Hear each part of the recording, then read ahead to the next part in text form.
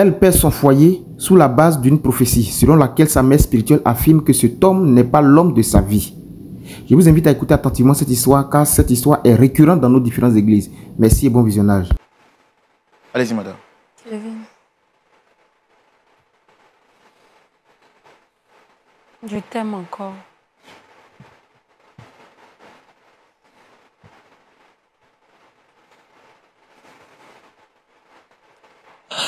Je te demande pardon. J'ai été trompée.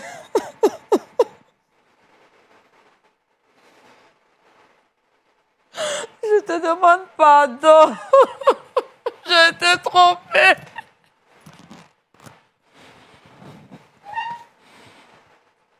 Pardonne-moi. C'est la prophétesse. Elle m'a dit que tu n'étais pas l'homme de ma destinée. Je te demande pardon. Je t'aime toujours. Regarde, aujourd'hui, je suis malade. J'ai l'hypertension. C'est ce que tu mérites. Pardonne-moi, trouve une place dans ton cœur pour me pardonner. Frère Roland. Pardon. Si je savais que c'était à cause d'elle que vous m'avez fait venir, j'allais même pas être... Pardon. Tu sais que je t'ai toujours aimé. J'ai été trompée, faute d'ignorance.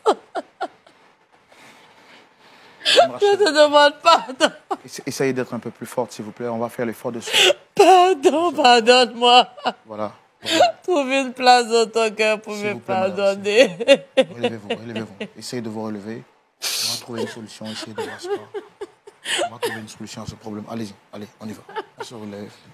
Asseyez-vous. Asseyez-vous.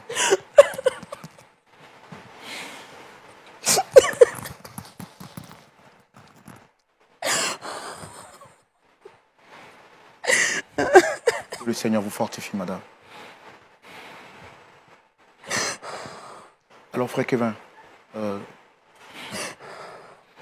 frère Roland, franchement, si je savais que c'était à cause d'elle que vous m'avez fait venir, je le répète encore, j'allais même pas me déplacer.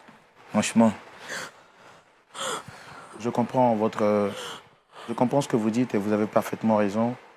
Je pense qu'elle a eu le temps de nous expliquer en quelques lignes, en quelques secondes, ce qui s'est passé réellement. Mais vous êtes là, moi je voudrais avoir votre version. Qu'est-ce qui s'est passé? Comment est-ce que vous êtes arrivé au divorce?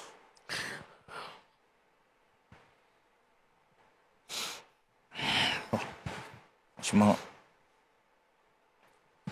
c'est pas facile pour moi d'exposer ma vie privée comme ça, mais je vais faire l'effort. Cette dame que vous voyez là,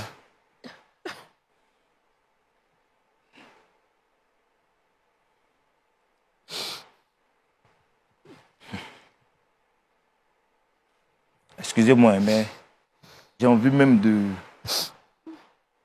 Non, prenez votre calme, s'il vous plaît. Vous êtes un homme, vous êtes un chrétien. Prenez votre calme.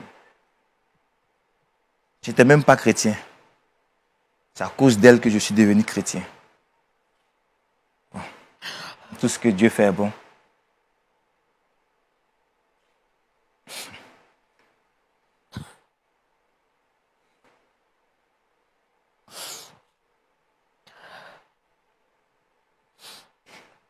Je ne sais même pas par quoi commencer.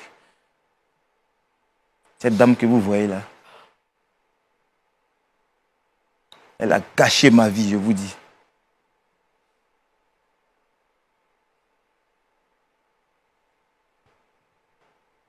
Okay.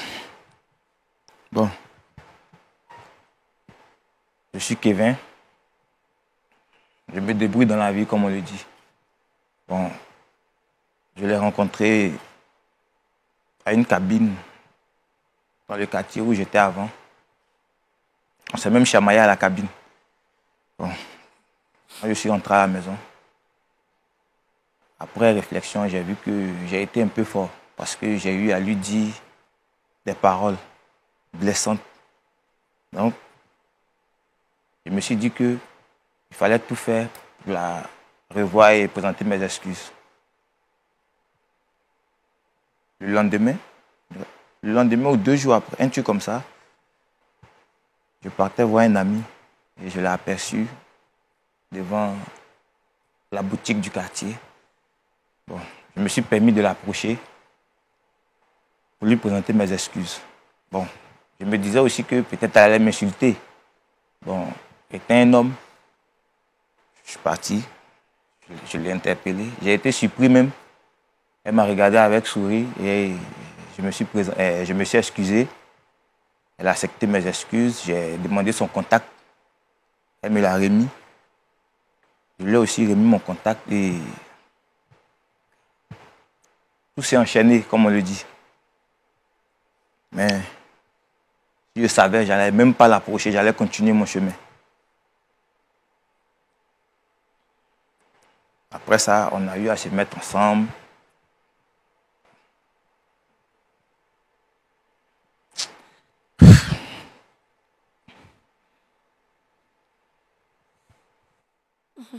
Que le Seigneur vous fortifie, frère Kevin. Que le Seigneur vous fortifie. Je pense que, comme je l'ai dit à l'introduction, votre témoignage pourra solidifier un couple, pourra donner un conseil à d'autres personnes, quelque part à partir de votre témoignage. Faites l'effort, pas forcément peut-être pour vous, mais pour ceux qui suivent. Faites l'effort d'aller jusqu'au bout, s'il vous plaît. Donc après, vous êtes marié. Bon, c'est marié et l'ami même que je partais voir, on avait déposé des papiers dans une entreprise et j'ai été embauché dans cette entreprise et comme je vous l'ai dit, tout est parti vite. J'ai été même affecté. Étant une commerçante, elle ne voulait même pas abandonner son commerce ici pour partir. Je lui ai dit non. Arrivé là-bas, tu vas t'installer, je vais tout faire pour que tu puisses reprendre là-bas comme tu as fait ici. Et puis grâce à toi aussi, je ne fréquente plus les maquis, je suis devenue une autre personne. Il faudrait que je fasse tout mon possible pour que tu sois heureuse. Et c'est comme ça on est parti, on est arrivé dans la ville, tout ça. On a cherché une église pour être toujours Pour garder la foi. dans les faveurs de Dieu. Et fréquenter l'église. Bon, vu que mon travail aussi me prenait le temps, je ne partais pas trop, mais les dimanches, je faisais tout pour être là. Et vous savez, dans un couple, il y a toujours des querelles. Bon, comme on le dit, ce n'est pas quelque chose qui peut amener au divorce. Hein. Bon, après, ça a tellement duré. Mais après quelque temps, ma femme, bon, Votre la ex, dame hein, ici oui. présente, voilà, faut pas j'ai dit ma femme et puis cette Dame Rachel. excusez-moi, je ne suis pas habitué, voilà. Même quand elle me faisait des choses, on réglait ça entre nous. Je n'ai pas pour habitude d'exposer ma femme dehors, aller expliquer tout ce qui se passe. Parce que comme je vous l'ai dit tantôt, elle m'a changé carrément. Avant, je fréquentais les maquis, je sortais. Mais quand j'ai commencé à la fréquenter, j'ai commencé à être réservé. Bon, mes amis même m'en voulaient, tout ça. Bon, j'aime ma femme, hein. C'est avec elle que je fais tout. Et arrivé là-bas, elle a commencé. Pour un rien, elle m'insulte. Demandez-lui, je ne lui ai jamais porté main. Jamais. C'est vrai, on se chamaille, mais bon. Elle a commencé à avoir des comportements, des écarts de langage. Je vais au travail même, le cœur serré. Je n'arrive même pas à me concentrer sur mon travail. Et dans ça, un soir, on était dans la chambre conjugale. Je me suis mis à genoux. Je lui ai dit, franchement, bébé, je ne sais pas ce que je t'ai fait. Vraiment, ton comportement m'affecte tellement. Ça fait que j'arrive même pas à me concentrer au travail. pardonne-moi, laisse tout tomber. Regarde, tu as fait de moi une autre personne. Et regarde ce que tu es en train de me faire encore. Je ne vois pas une autre femme dehors. Je ne vois personne d'autre même. Voilà mes téléphones. Tu peux faire tout ce que tu veux. Va te renseigner où tu veux. Je ne fais rien dehors. Elle ne voulait rien comprendre. Elle a commencé à parler. Et elle m'a dit même que si je continuais, elle allait aller se coucher au salon. Donc je me suis calmé. Et dès que je me suis couché, elle m'a dit, et je cite d'ailleurs même c'est bon, je veux qu'on divorce. Je lui ai dit, ah, qu'est-ce que j'ai fait pour que tu demandes le divorce comme ça? Elle a parlé, je lui ai dit, bon, ok, d'accord, excuse-moi, peut-être que tu es trop fâché. Comme la nuit porte conseil, demain, on va voir. Je n'ai même pas dormi. À 6 heures, je l'ai réveillé. Je lui ai dit, bébé, franchement, ce que tu as dit hier, là, tellement ça m'a bouleversé, je n'ai même pas pu dormir. Elle dit, si je mens, elle est assise là. Elle me dit, ah, en tout cas, moi je veux divorcer. Hein. Et puis si tu ne veux pas même là, je vais partir. Bon, là, j'ai tout fait. Je me retombe là-dessus. Il fallait que je parte voir quelqu'un pour que la personne essaie même de régler ce qui se passe. Et c'est comme ça, je suis allé voir la prophétesse. Je lui ai expliqué tout ce qui se passe. Elle m'a même demandé que, avant de venir la voir, est-ce que j'ai parlé à quelqu'un pour essayer de régler? Je dis non, même à mes parents, même, je n'ai pas dit. Parce que je ne voulais pas que mes parents s'en prennent à elle. Parce que ma maman. Vous ne voulez pas même exposer votre femme. Voilà, je ne voulais pas l'exposer. Et puis ma maman, même tellement, quand je vais aller expliquer ça à ma maman peut en vouloir ma femme. Donc, après la prophétesse m'a donné des conseils. Et elle m'a dit de me retirer. Elle allait essayer de parler à ma femme. Et tout allait rentrer dans l'ordre.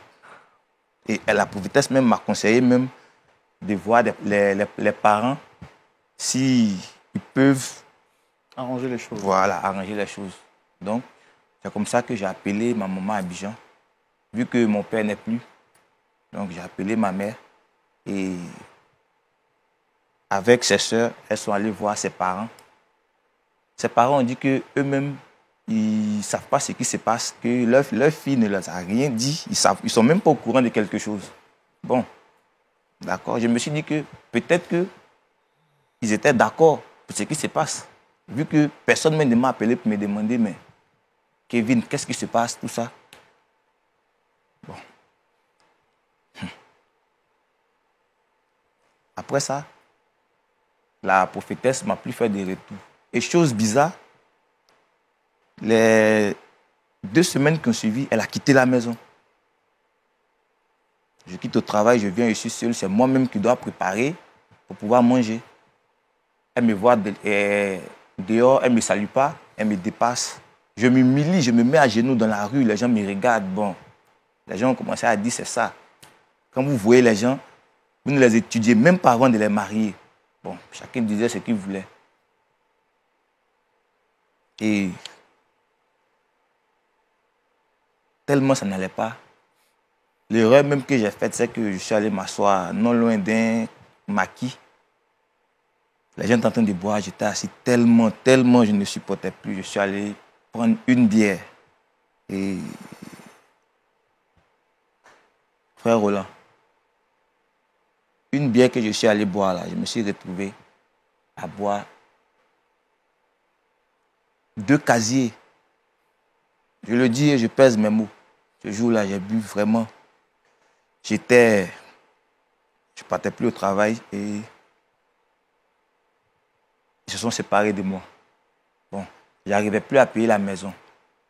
C'est comme ça que j'ai regagné Abidjan. Regardez-moi, je n'étais pas comme ça. Je n'étais pas comme ça. Je suis venu à Abidjan. Ma maman a pleuré. Quand elle m'a vu, elle a pleuré. Ça, il faut le dire. Elle a pleuré. Elle a pleuré. Ils ont tout fait, mais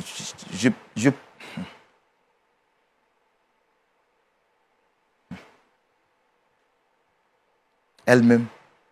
Je l'appelle, elle ne décroche pas. Après, elle a carrément bloqué mes numéros. Je n'arrivais même plus à la joindre.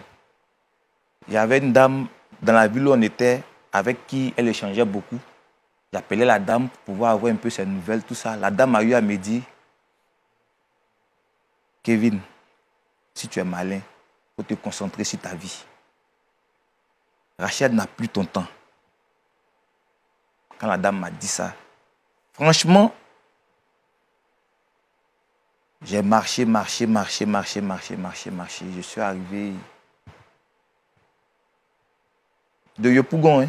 J'ai marché jusqu'à je suis arrivé sur le pont Oufoué là.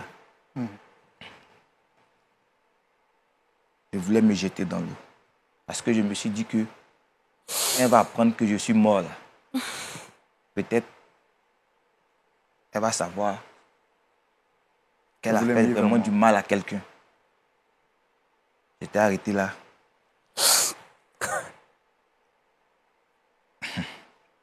Quand je m'apprêtais à me jeter, je ne sais pas, mais ça, je sais que c'est Dieu même qui l'a fait. J'ai pensé, parce que je ne pensais plus à personne. Là, où j'ai voulu me jeter, j'ai pensé à ma maman. Je me suis dit, à cause d'enfant de quelqu'un, je veux te jeter. Toi aussi, tu es enfant de quelqu'un. Qu'est-ce que cette dernière-là? Seigneur, ta grâce. Que le Seigneur vous fortifie. Que le Seigneur vous fortifie. C'est vraiment triste. Je comprends votre douleur. Que Dieu vous fortifie. Kevin, pardon. Pardon. Pardonne-moi, Kevin. Pardon. Pardon. J'ai fauté, pardon. Je m'en veux amèrement. Pardon, je t'ai trop fait de mal. Dame Rachel, on va se rasseoir. C'est vraiment difficile. Vraiment que le Seigneur vous fortifie à tous les deux. Qu'il vous fortifie tous les deux. Je vois que vous êtes dans un moment difficile. Que le Seigneur vous donne sa force. Et qu'il restaure vos cœurs brisés. Nous allons tout de suite prendre l'avis de notre pasteur consultant. Docteur Tchoumou. Oui, frère Laurent. Mon cœur est brisé. Vraiment. Et vous avez la parole, s'il vous plaît. Merci beaucoup. Je suis en train de regarder deux jeunes gens qui souffrent. L'un n'est pas heureux, l'autre non plus. C'est la souffrance de part et d'autre. Et c'est déplorable. Pourquoi? Parce que l'Église est la maison de Dieu. Et les responsables de l'Église sont censés apporter le message de Dieu, qui est un message qui restaure, qui est un message qui construit, qui est un message qui bénit. C'est le rôle de l'Église. L'Église et les dirigeants de l'Église sont ceux-là même qui nous montrent le chemin du ciel, qui nous parlent du salut, de la mort, de la résurrection et de toute la loi contenue dans la parole de Dieu. C'est vraiment dommage de constater que l'Église elle-même peut détruire la vie d'un couple. Quand je parle de l'Église ici, parce qu'aujourd'hui, beaucoup de personnes n'arrivent pas à faire la différence. C'est la confusion totale. L'Église est devenue comme un business. Quand les gens n'ont plus de travail, quand c'est difficile chez eux, ils organisent quelque chose et puis ils fondent une communauté. Ils n'ont pas d'appel, ils n'ont pas de formation, Et ils disent qu'ils obtiennent les messages à partir des prophéties. Donc, ils disent les prophéties. Mais moi, ce que je veux dire, c'est que nous, notre message, il est christocentrique et il est bibliocentrique. C'est-à-dire que notre message est centré sur Christ. Christ est au centre, au milieu de notre message. Et la parole de Dieu qui est la Bible est notre guide. Donc notre message est tiré de la Bible et non pas des prophéties. La parole de Dieu est totale et complète. Elle a été inspirée pour construire la vie. Je suis peiné de savoir qu'aujourd'hui, la plupart des gens, même intellectuels, se dirigent vers ce genre d'église et abandonnent les églises qui confessent véritablement la foi chrétienne. Alors moi, avant d'aller plus loin, je voudrais dire ici que voici deux jeunes gens qu'une femme a trompés. Quel est le signe par lequel on reconnaît ce genre d'église? Ces églises-là qui envoient les gens en enfer. Leur intérêt principal, c'est l'argent. Ils ont un seul message. Eux tous. Ce genre de message concerne le fait que on peut voyager, on peut être béni, on peut être marié, ainsi de suite. Comment vous pouvez donner un message à une femme qui vit dans son couple, qui est venue avec son mari à l'église, qui participe à la vie de l'église? Comment vous pouvez lui dire que l'homme avec qui tu vis là, ce n'est pas ton mari? Et que tu as un mari, il y a un mari de ta destinée, que celui-là, ce n'est pas ton mari de la destinée. Or, en fait, qu'est-ce que la Bible dit parlant du mariage? La Bible dit que l'homme quittera son père et sa mère, s'attachera à sa femme et les deux deviendront une seule chair. Bon, Dieu nous a donné une tête, c'est pour réfléchir. Dieu nous a donné un cœur, c'est pour aimer, pour choisir. L'homme là, il n'est pas un robot, mais c'est un être vivant. Et la Bible dit que l'homme a été créé à l'image de Dieu. Donc, quant au choix de sa femme, c'est l'homme qui fait le choix de sa femme. C'est la femme qui fait le choix de son mari. On ne se marie pas par prophétie. On ne se marie pas par prophétie. Ça, c'est un. De deux, on ne se marie pas également par branchement. Il y a des gens qui sont dans l'église qui branchent les gens. Non. La volonté de Dieu, c'est qu'un homme et une femme se marient. Quant au choix, c'est eux-mêmes qui font le choix. La volonté de Dieu n'est pas qu'un homme se marie à un chien, à un animal. Ou un homme se marie à un homme. Ou une femme se marie à une femme. Ça, ce n'est pas la volonté de Dieu. Mais la volonté de Dieu, c'est que, par une situation heureuse, Kevin rencontre Rachel. Et ils ont commencé leur vie, ils étaient heureux. Ça, c'est la volonté de Dieu. Maintenant, l'autre message qui est venu, ça, c'est la voix du diable. Et je vais interpeller tous ceux et celles qui vivent des situations similaires.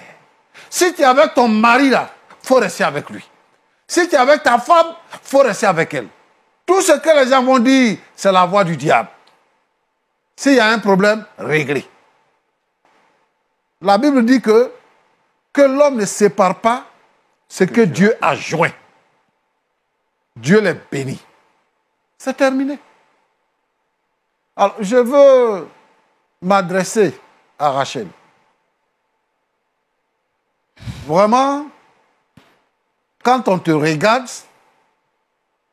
on sait que, on pense que tu as une tête pleine et que tu es sage. Comment tu peux te laisser tromper par ta camarade femme? Ta prophétesse, elle était mariée. Elle était mariée. Elle était mariée. D'accord. Et elle est avec son mari dans la maison. Et puis elle dit que toi, ton mari là, c'est pas mari de destinée. Toi, tu es d'accord que ton mari ne soit pas mari de destinée, mais elle, son mari là, c'est mari de destinée. Ma fille, comment tu peux faire ça? Et tu n'as même pas demandé conseil à quelqu'un. Tu viens de ta maison, tu menaces ton mari, et tout ça, et puis maintenant vous arrivez au divorce. C'est elle maintenant qui va aller chercher un autre mari pour te donner. C'est lui mari de ta destinée. Il est mort. Maintenant, tu viens demander pardon.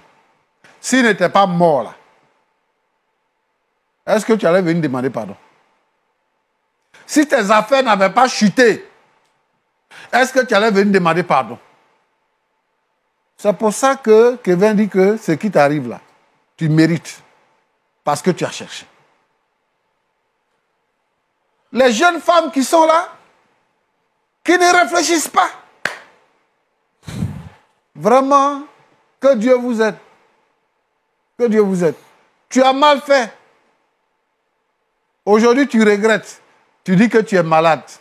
Et la cause de tout ça, c'est toi-même. Kevin. Pasteur. Que Dieu te bénisse. Amen, pasteur. Quand je te regarde, tu es un garçon sérieux. Est-ce que tu es marié maintenant? Bon.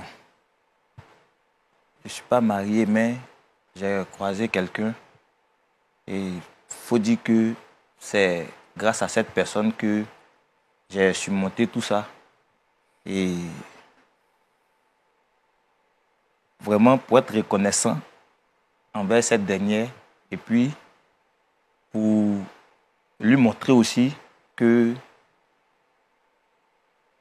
ce que je voulais faire avec elle qui n'a pas marché, j'ai décidé de la marier elle aussi. Et je suis allé voir ses parents. Tout est déjà fait et bientôt on va se marier.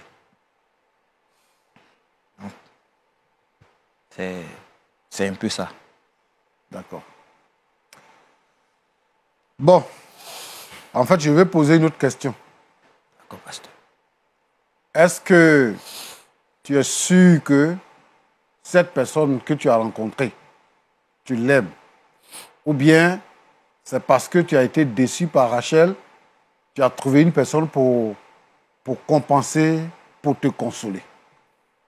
Deuxièmement, est-ce que tu aimes toujours Rachel?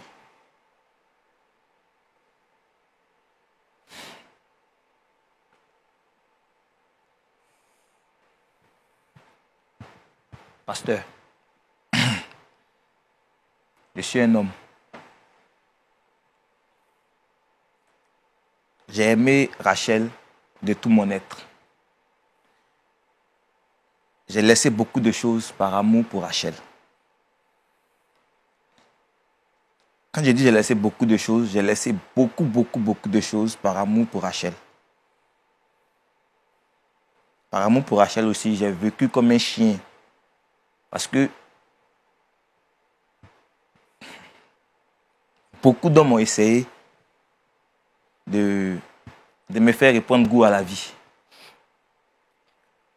Vraiment, ça n'a pas marché. Avec l'aide de ma mère et puis avec l'aide de cette dernière. Au début, c'était dur parce que je me disais que c'est la même chose là. Demain, elle-même, peut-être même, c'est elle-même qui va me tuer. Mais je me comportais très mal avec elle. Je rentre quand je veux, je sors, je m'en fous. Elle prépare, mais je ne mange pas. Mais elle ne s'est jamais plainte. Excuse-moi de t'interrompre. Je vois que tu as vraiment beaucoup à dire. sur la question du pasteur, est-ce que tu aimes toujours Rachel, là qui est juste à côté de toi?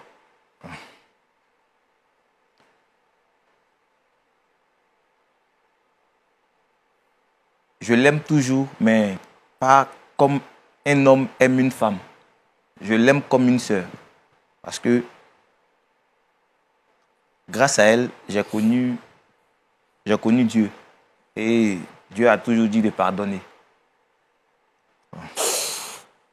Je l'aime plus comme une femme à épouser. Parce que ça va faire 3 ans. C'est aujourd'hui que je la vois. Celle avec qui je suis aussi, franchement, j'ai appris à l'aimer. Je l'aime de tout mon cœur. Voilà. Et si je la laisse pour revenir avec Rachel, devant Dieu, j'ai commis un péché. Et franchement, je préfère rester avec celle avec qui je suis. D'accord, merci beaucoup. Pasteur Chumo, vous avez quelque chose à dire avant qu'on... Oui, j'ai quelque chose à dire. Oui. Est-ce que tu vas toujours à l'église? Oui, pasteur. Tu vas toujours à l'église? Oui, pasteur. D'accord. Rachel est venue nous voir. Oui. Parce que, dans la vérité, ce n'est pas de sa faute. Hein. Tu sais, nous qui sommes les hommes de Dieu, là, quand on dit des choses, les chrétiens croient et ils acceptent. Et elle a dit que la prophétesse a dit des choses, beaucoup de choses qui se sont réalisées. Donc, elle s'est laissée tromper, en fait. La prophétesse l'a embobinée, alors que c'était pour son argent, c'était pour l'exploiter. Et elle s'est laissée embobiner. Aujourd'hui, elle regrette amèrement ce qui s'est passé. Roland lui a demandé, mais est-ce qu'elle ne pouvait pas régler ça au quartier avec les parents? Elle a dit qu'elle est venue ici parce qu'elle voulait que tu saches, elle voulait te prouver sa sincérité. Elle est vraiment sincère et vraiment, ce n'est pas facile pour elle dans cette situation, dans ces conditions. Et aujourd'hui, de la même manière, dans la rue, tu t'agenouillais, tu lui demandais pardon. Elle est venue devant le monde entier se mettre à genoux devant toi pour te demander pardon. Parce qu'elle a fauté. Et il faudrait, quand on parle du pardon, il ne faudrait pas que ce soit des citations qu'on fait, mais que ce soit dans le cœur, qu'on soit sincère dans le cœur et qu'on dit des choses. Rachel est venue te demander pardon. Et moi, et Roland, et tous ceux qui sont avec nous ici, nous nous joignons à Rachel pour te demander pardon pour tout ce que Rachel a pu faire, a pu dire qui t'a blessé. Elle a dit qu'elle regrette amèrement. Et nous aussi, nous nous joignons à elle pour te demander pardon. Elle dit, trouve de la place dans mon cœur, dans ton cœur, pour me pardonner. Tu as dit quoi? Tu as dit que si tu savais que c'était elle, si c'était à cause d'elle, tu ne serais pas arrivé ici. Mais Dieu a permis que tu sois arrivé ici. Nous voulons te demander de pardonner à Rachel. Pas simplement pour remplir une formalité. Mais sincèrement, je veux que tu pardonnes à Rachel et que tu lui parles.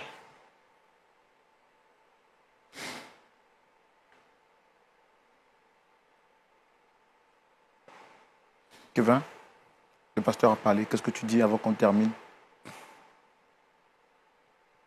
Pasteur, Oui. comme je vous l'ai dit tout à l'heure, rien qu'à la voix même, ça révèle les blessures. Ouais. Bon, je vais pardonner. Ça, c'est clair. Parce que moi-même, je ne suis pas parfait. Ouais, je vais lui pardonner. Parce que si elle a eu à se comporter comme ça, peut-être j'ai fait certaines choses sans le savoir. Donc, pour cela, Rachel, je vais te pardonner. Mais je ne peux pas me remettre avec elle. Ah. Je ne peux pas. Je peux accepter son pardon. J'accepte ton pardon. Mais on ne peut pas se remettre ensemble. Rachel souffre, hein. Elle a l'hypertension. Elle a besoin d'affection. Elle a besoin de compassion. Elle a besoin de se relever. C'est une âme. Je t'ai demandé tout à l'heure si tu vas à l'église. Oui, papa. Tu m'as dit oui. Le Seigneur Jésus-Christ nous a pardonné sans tenir compte de l'ampleur de nos manquements, de nos péchés. Le Seigneur Jésus nous a pardonné. Et quand tu dis que je vais lui pardonner, je ne suis pas sûr que tu pardonnes. Mais je pense que tu dis ça pour qu'on puisse laisser tomber l'affaire. Mais nous, on est venus pour régler le problème. Le problème, là, c'est ça qu'on est venu régler. Donc, moi, ce que je voudrais, c'est qu'en toute sincérité, devant Dieu, en tant que chrétien, que tu puisses pardonner à Rachel. Parce que si tu as pardonné à quelqu'un, la personne sent que tu lui as pardonné. Et moi, je veux que tu lui pardonnes pour qu'elle sente et que cela puisse lui donner confiance à nouveau. Certainement, c'est à cause de l'amertume qu'elle est malade. Et que ça peut lui donner la santé à nouveau. Moi, je te demande pardon, Kevin. Oublie tout ce qui s'est passé. Efface tout ce qui s'est passé.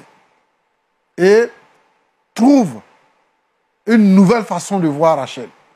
Et accorde-lui le pardon. Selon vous, doit-il revenir avec sa femme? Doit-il abandonner l'autre qu'il a rencontré après les 3 ans de divorce? Après l'écoute de la parole, est-ce qu'il doit revenir encore avec sa femme? N'oubliez pas de vous abonner, de partager, de liker et d'activer la cloche de notification. Merci et d'ici là, prenez soin de vous.